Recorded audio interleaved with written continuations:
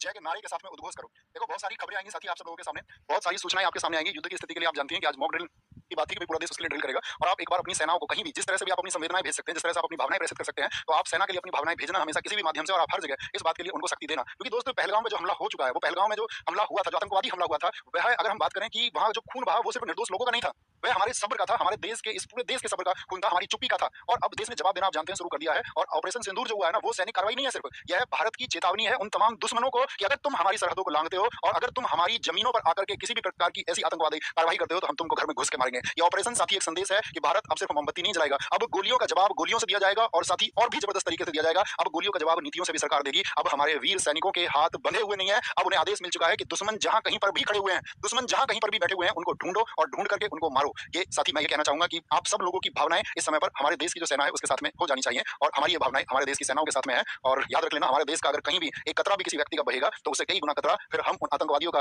बहाएंगे और ये हमारा विश्वास है।